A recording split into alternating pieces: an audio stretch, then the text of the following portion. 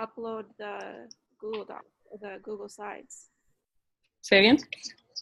Once you click share screen, Mm-hmm. options to share, but I don't see. Like if it'll let you show the screen? Let me see. Okay, what has happened, if you've seen in the last couple of weeks, is that once you have Google Docs Hopefully you with can it and you click share screen, hear it doesn't me. like to cooperate Hopefully nicely. it sounds like the But if you phone leave it like is this and not in present mode, it over. tends to work much That's better. why I was waiting just a little bit longer than normal to get started. In hopes that I don't lose you from the or if I did to Okay, and somebody send an email or is something, let you know that talking was the back on. situation. So it looks like we're on and ready to go. So we'll go ahead and get started with today. Okay. Okay, can you guys see the? Yeah, it looks great. Okay, cool. Excellent. Yeah. Okay. Is Megan on here? Yeah, I saw her a moment ago. Good. Okay, cool. So you can't see like my multiple screens on your screen, do you? No, all we see is your chapter 6 summarizing Okay, note taking. cool. Thank you. Not a problem. Samantha, do you want to start since you're the first grouping? All right, I'll start. So chapter 6 was split up between summarizing and note taking. Go ahead, Brittany. Okay. No, you're good. Okay, let's see if I can get it to behave. All right.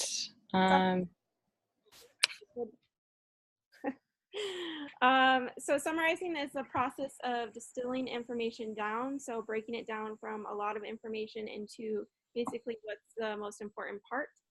It's supposed to help students with. I think you cut out. Now? No, I hear you. Okay.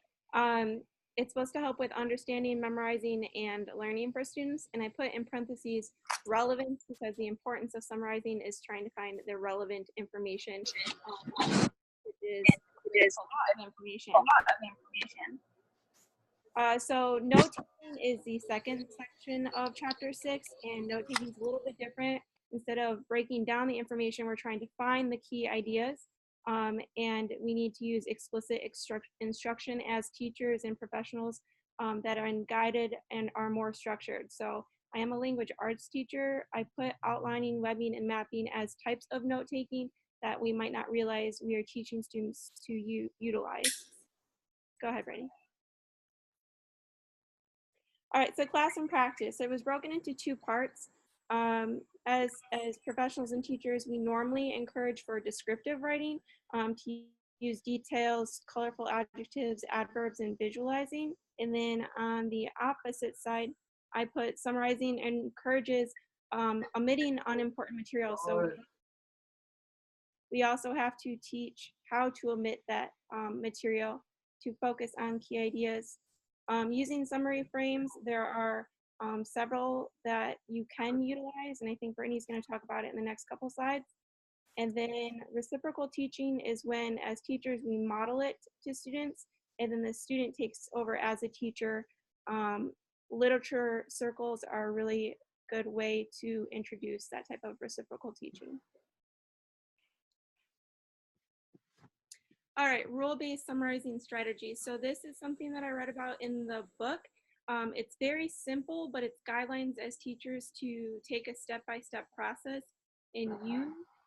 So it's to teach the students how to take out materials that are not important to understanding. Take out words that repeat information. It might seem really simple, but they don't realize they don't have to write the word oak, elm, and maple. They can use the word trees to simplify it. Teach students how to write a topic sentence or create one if it's missing. So introduce their notes, remember what it's used for. And then the possible additional steps, which I didn't think about originally, were to peer edit and revise. So teach the strategy as if you were teaching a process to writing. And that way they can peer edit and check on themselves. So using the summary frames, there's multiple ones that you can use. The premise of it is to introduce a series of questions based on the type of text or passage that they are going to read. And these questions would guide them through creating an appropriate summary for that text.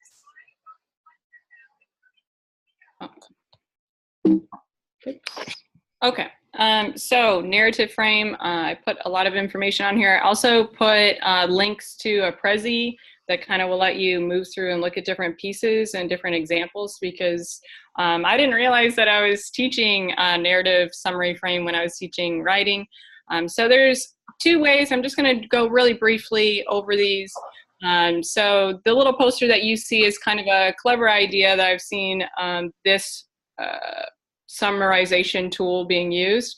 So the somebody wanted but so then versus who, what, where, when, why, how, which is kind of the more typical one. So you can use these in, you're basically looking for comprehension in reading. You can use it with any text style. It doesn't just have to be, you know, a fantastical story, right? Topic restriction, sorry, I just got braces today. Restriction, illusion, and summary frame. They kind of shorten it to TRI, right? So your topic, what is it? What is controlling what you're looking at? So what's restricting it? And then what are some of those, how can you illustrate that example? And I provided some links to some kind of anchor charts, as well as an example of it being used in the classroom. So with that one, I thought it was pretty curious. I think they used it for classification. So this can be applicable anywhere, and that's what I really liked about that. Science or ELA. Mm-hmm. Argumentation, summary frame. So what's your claim? You know, what do you know that leads you to that claim? What's your evidence to back that up? And then what might be the opposite? Pretty basic there. Really great for if you're teaching your kids to kind of persuasively write or argumentatively write. Pick out something that is going on in your school. My favorite thing is to argue for recess. My kids love arguing for recess, so that's the easiest way to implement that. Conversation summary frame. This is great for debate or analyzing debate. I think in the book it gave an example of analyzing a political debate. So like, how are they greeting each other? What questions are occurring or being insinuated? How is it progressing? Is it good? Is it bad? And then what's the final outcome out of that? I'm a little concerned that I skipped something. I feel like I skipped one. Yes. Let me just make sure I didn't skip two of them. Problem and solution. Sorry, guys. So problem and solution. What is the problem?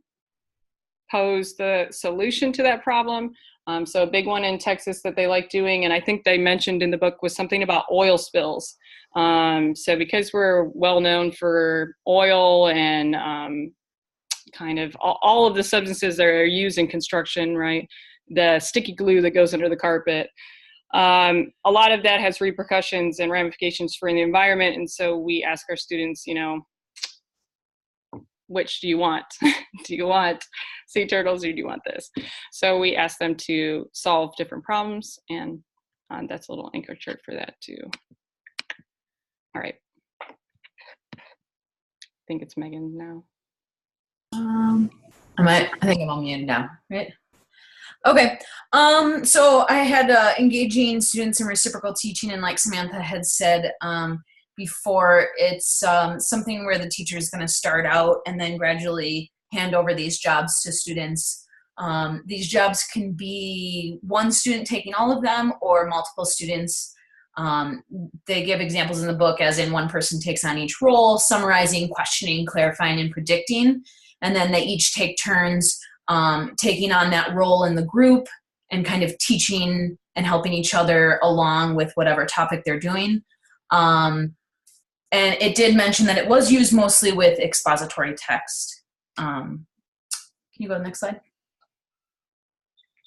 Classroom practice for note-taking. For the note-taking strategies, because to students it's not something that comes to them naturally often, they need help with it. So they talked about a couple things that can help with that. Giving teacher prepared notes, teaching students a variety of note-taking formats, and providing opportunities for revision. teaching them to not try to write everything down, but condense it and taking what is mostly important and identifying that. Then the next couple of slides will go into these ways of taking the notes. For the first one is giving students teacher prepared notes. I put up a little example of some in the past that I have used. I tweak them every year, kind of depending on what my students need more of or less of.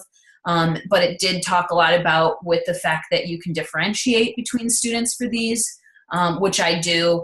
The example that I put on the screen, I have for students that struggle with recording things or writing or things like that. I will put the key ideas or things that are more writing, I will put that on their notes. Other kids, I leave it blank and I just have the word, and then that way they can fill it in themselves. But I do still try to recommend to kids that have stuff more filled in to try and highlight or circle important words and things like that, so they're still involved in the note taking even if they're not doing as much of the writing. But it talked a lot about making sure, as the teacher, being the one to model the notes. Even if you don't give the template, then you're doing things to model what good note taking would look like, what's important to write down, or modeling maybe extra things that some students might want to write down compared to others. Can you go next slide? Yeah, thanks. Providing opportunities for revision and review, not something that I had ever thought about when I do my notes with kids. It was interesting to kind of see their ideas of making sure that kids leave room so that later on, as they go through the learning process, they can add in more notes into what they already had, or elaborate into what they did have and just add on to, or correct it to what they already had. So if they wrote something down, then they, changed what that was, they can go back and fix it. Something that I do a lot with my students is the study aid, the review, using it to study and go back to. I often don't tell my students, if I'm with another student, I'm not an option right now. You can ask other kids, or I always tell them, you have your notes. That's why we write them down. You can go back to reference them, especially I'm a math teacher, so we have examples in there and things like that we write down the problem and do the steps, and then we write little notes next to the steps to try and help us remember, how to do something. So I always encourage them, use that when you're trying to study, because it's going to allow you to kind of give yourself reminders and things like that. So next slide. Oh, and I think one more thing is that they were talking about with students kind of having some students taking different amounts of notes than other students with the review and such, just because some students might need more information in their notes than others. So that was kind of a big part of it too.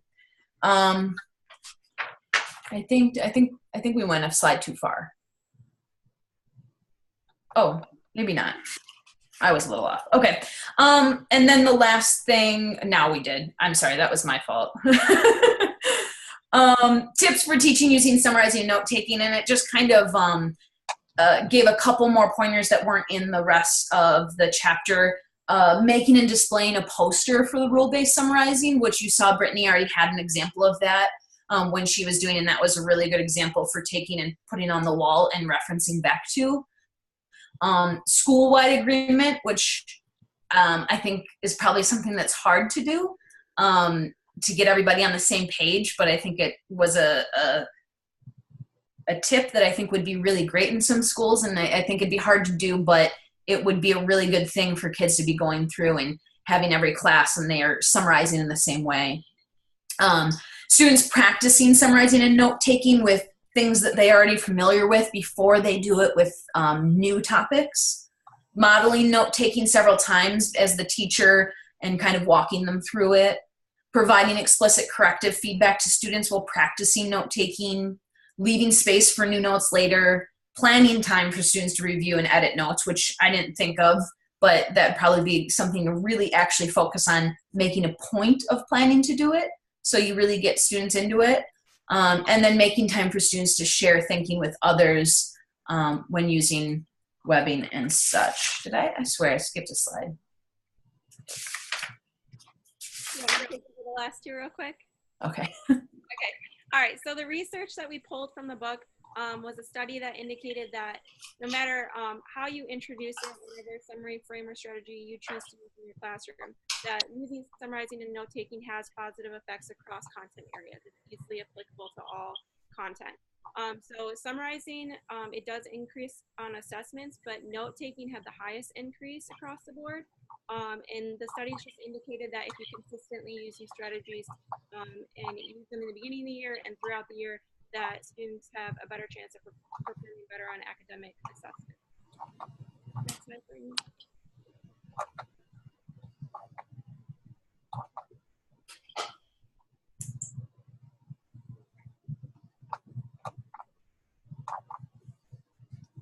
Oh, we Yeah. can't. Yeah. We can't hear you. No. Samantha, we're having trouble hearing you. So, okay, I was going to save you there. I didn't know. So the theory that we felt related best to this is cognitivism, right? So the process combined with the acquisition of knowledge. So the whole purpose is acquiring the knowledge and making sure it's condensed, simplified, straightforward. You get the whole point of what you're doing. So through all of these examples are the best ways to get your student to that point, and help them with the moving it from working into long-term. So recall is the biggest piece. Is there something you wanted to add, Sam? Or Okay, good? if you guys can hear me, the Yeah. reason I put the list down at the bottom is basically just a process of cognitivism. So you start off blank, you introduce new strategies, which is a new situation. They process it, they start to accommodate it, and then assimilate it into their new knowledge bank. Nice, I like that. And then that is it. So if we have any Question? questions.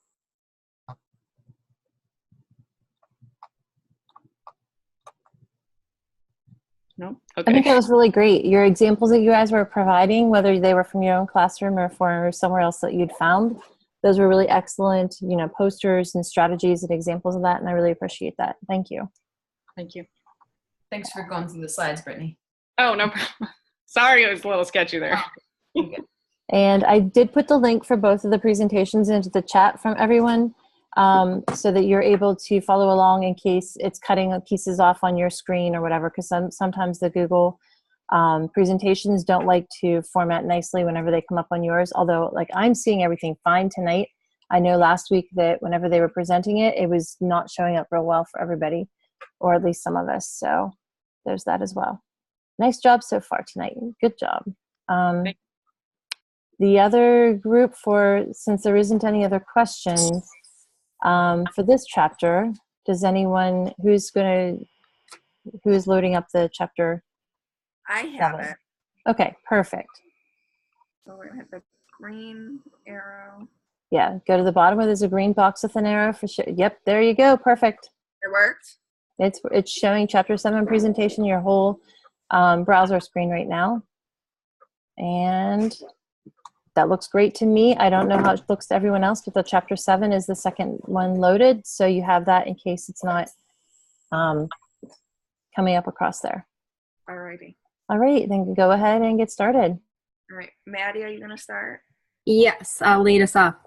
Alrighty. Okay, so we had chapter 7 on assigning homework and providing practice. All right, awesome.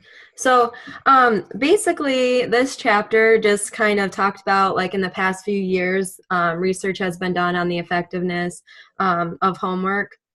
And so it kind of looks at the purpose and effectiveness of assigning homework and practice. So they kind of defined homework as opportunities for students to review or learn material and skills outside of school. And then practice is just the act of repeating that certain skill or chunks of information to increase their speed, accuracy, and recall.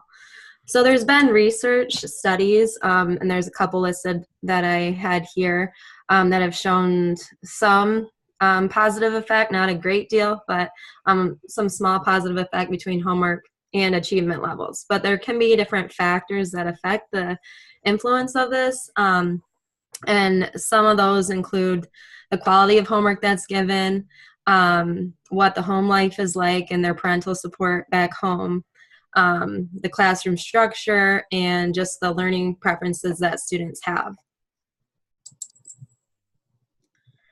So some negative consequences of homework, if it's given not appropriately, I guess you could say, some of the negative things are physical and emotional fatigue, disruption of family time, the lack of access to leisure activities and different community activities because your time is taken up with homework, and then just student and parent conflicts. And also, they touched on, I had that quote there that said, practice makes perfect, and you hear that a lot, but it's not always the truth if the skill that is being practiced is not being practiced correctly, because then it can actually be more detrimental. So some qualities of effective practice. So actually requiring students to practice more than one skill at a time tends to be better or more beneficial for them. Also distributing that practice that you use for the students over a period of time instead of just trying to cram it all into one class period. Also testing students, whether it's formative or summative, using those formative assessments like at regular sections throughout their learning. Also for students to be able to access corrective feedback. I know that, so for example, I'm a PE teacher, and I think that it's been really beneficial when I'm introducing a new skill, say it's the volleyball forearm pass, to teach that and then allow them to work in partners so that I can kind of walk around the perimeter of the gym and use corrective feedback as I go around one-on-one. And it's amazing to start off with that and then seeing them correct themselves right off the bat before we actually get into further along in our unit and into gameplay, things like that. And then they also use the vocab word overt, which means actively includes students recalling information through self-assessment, rehearsal, and quizzes. So those are things too that you try and use more frequently as you go through your lessons. All right, classroom practice for assigning homework. So there's 3 different things that we'll look at here. So develop and communicate a school or district homework policy, design homework assignments that encourage academic learning and explain their purpose, and provide feedback on assigned homework. So school homework policy. So a few of the things that are important for this is it needs to have a clear purpose. There needs to be guidelines set on the expectations, specific age of the learner, how their homework is going to correlate with grading. And also collaboration between the home and school is obviously crucial if students are going to be doing their homework outside of school. Also, it's stated that homework policy should not restrict a teacher's ability to make decisions about when it's okay to assign homework. So teachers still should have kind of the freedom of being able to assign it when needed and not feel like they are forced to just because they have to and it's required of them a certain amount of times. And the more importance is that you are being intentional with the homework and not just assign it to assign it.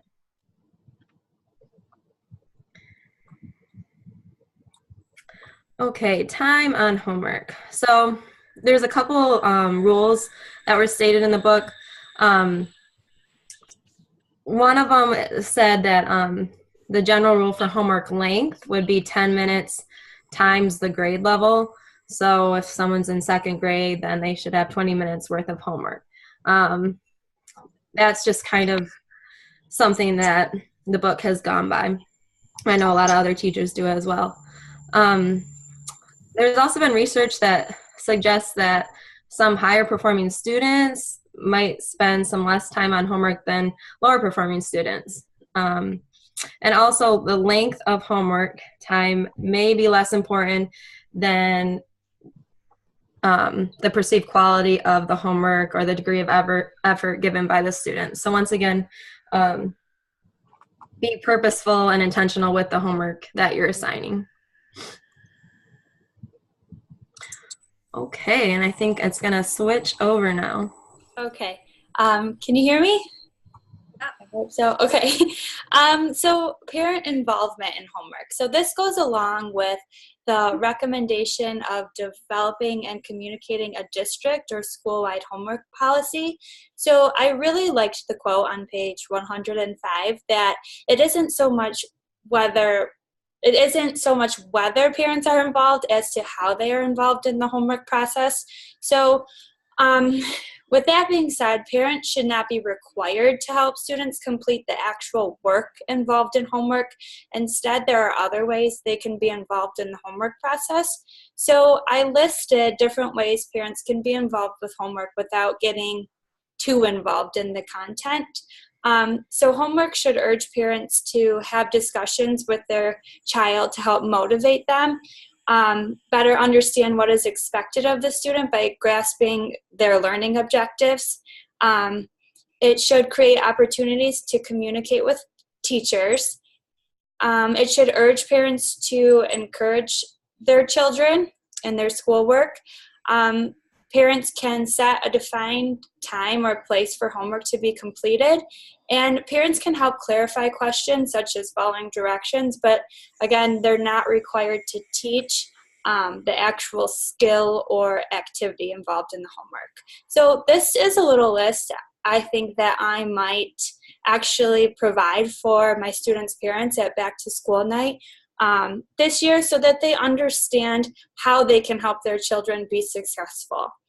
Our textbook states that homework can promote parent-child interactions, which can improve performance. So, I thought this comic was relevant because oftentimes, at least in my classroom, I find that parents misunderstand or they forget that when they actually do their child's homework or they help them come up with the answers for their homework, they're not really helping their child improve their performance. So, for example, I teach kindergarten, and at my school, the kindergartners are given one assignment per week for their homework, and we actually call it their home fun because we want them to view learning and practicing as fun rather than work just outside of school. So it's given on Monday at the beginning of the week, and it's due by Friday or at the end of the week. So an example of home fun that I might use is if we're studying the letter L,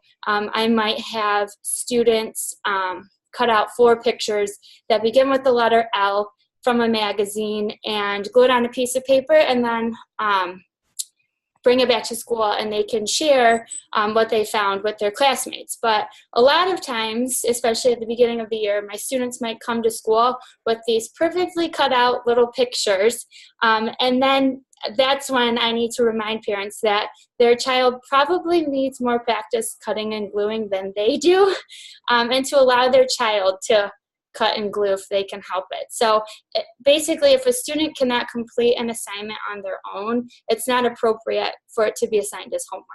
I don't even know what I did. So then, the next slide, thank you. Design homework assignments that support academic learning and communicate their purpose. So as a teacher, I feel like it's really easy to tell parents not to be too involved with the actual content of homework, but I think if the parents are going to be held accountable for maybe taking a step back, I think teachers need to be accountable for and remember the purpose of homework when assigning different activities to be completed at home. So homework should help students prepare for instruction. In the textbook, there's an example given where the teacher asked students to observe sketches or illustrations, and then it led them to have intriguing discussions when it was time to first start that unit. So I figured you could do that with illustrations, but you could also have students maybe watch a short video clip or read a short story or a passage to get the same outcome. Homework could also be a practice or a review. I've had my students rainbow write sight words or play games using sight word cards, and that's a way to practice their weekly words. Homework should extend learning opportunities. It should be clearly articulated to students and stakeholders. So I think if you're clear about the purpose of homework, students may be less frustrated with having to do work outside of school, and they may be more motivated to complete it if they're given a clear reason as to why they're doing it. And of course, it should help increase speed, accuracy, fluency, and or conceptual understanding. On the next slide, thank you. Design homework assignments that support academic learning and communicate their purpose. So the content of homework should always be taught in school. Homework should never require students to teach themselves new content, and it shouldn't require parents to teach their children new concepts. If students are expected to teach themselves, there's a lot of room for error and misunderstanding, and a student could end up practicing incorrectly. Also, if new content is assigned as homework, that might urge parents to act as supplementary teachers or tutors, which again is not the purpose of assigning homework. So homework should never be used as a punishment. You don't want students to resent learning or dislike practicing new skills. And lastly, homework should not be a measure of rigor of the curriculum. The purpose of homework should be to review, practice skills, or promote engagement in content. The next slide. Providing feedback on assigned homework. So the textbook suggests that it's best to give written feedback rather than a grade for homework. I would have to agree that providing written comments is better because it allows students to understand where exactly they went wrong if something is incorrect. Even if their homework is 100% correct, written feedback can be motivating, and it can give students a sense or feeling of accomplishment. And then when I give students written feedback on not just their homework, but on their work in general, I feel like it helps me communicate their progress to them and to their parents. If you do give a grade for homework, it is suggested that you give a non-academic grade. For example, homework can be graded for neatness or quality of work. And let's see, homework grades and feedback should always be aligned with an objective. That's something we learned in Chapter 1. Feedback indicates next steps for growth toward proficiency, and teachers should consider how feedback is given. So it can be written feedback like we just discussed, or it can be provided by peers or in a whole group. So the next slide, classroom practice for providing practice. Chapter 7 continues on to discuss the importance of practice, and then it gives 3 recommendations. Practice should clearly identify and communicate purpose. Practice sessions should be short, focused, and distributed over time, so they don't need to be all at once or too extensive, which could be exhausting. And again, feedback should be provided. So I think Nicole is going to talk more about practice. Alrighty. So clearly identifying and communicating the purpose of practice activities. So it's really important that you communicate this with your students as to why they're doing this and make sure they know their purpose. But you also need to communicate it with parents. It's just as important for parents to understand why their students are doing it at home. So they can be communicated through either like weekly or monthly newsletters, blogs. Their teachers are now starting to like share calendars with notes in it, and then classroom websites. If parents don't understand why their students are doing it, they might give a negative impact to their child, and we don't want that. That just makes our job even harder. So designing practice sessions that are short, focused, and distributed over time. So I actually took this picture from the book. If you notice under the week 1 column, they're really close together, so they practiced that skill a lot during the week, but then they started to get more spread out as the weeks went on, but it never stopped. So they continuously practiced, just spreading it out. And that's how all the practice sessions. So that way you're using those skills throughout the year and students won't forget them and they'll continue to master them by the end. And then providing feedback on practice sessions, which Taylor just talked a lot about. So on formative assessments, they should not be graded. So such as either beginning classwork right as we're learning stuff about a topic. And then it should also be specific feedback. So writing a one-on-one session with the student to kind of talk about their work, depending on if it's a writing piece, the talking one-on-one might be easier than writing it all out, or if it's a math assignment, writing your comments might be easier that way. So it depends on the subject and what we're doing there. A summative assessment is more so to check the speed and the accuracy of that specific skill, and it should be graded. So assigning homework and providing practice with today's learners. So as we're moving on and technology is growing, they say that iPads and computers and even podcasts now is going to hold students' interest longer in these practice sessions, because students are just about addicted to technology these days. And by allowing them to use the technology during their homework, it'll motivate them to practice more. I do want to tell everyone, in case it kicks us off, that if you want to hop back in just for a few moments to finish, that would be wonderful. I apologize. I thought we were going to make it this time. Okay. So just in case for you to know that. And then tips for teaching and using homework and practice.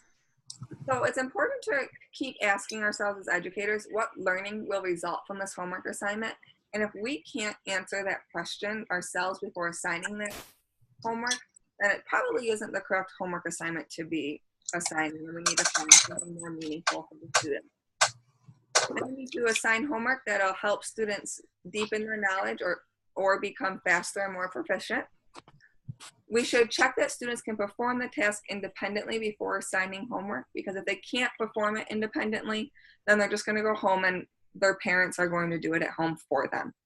And that doesn't help either, as we talked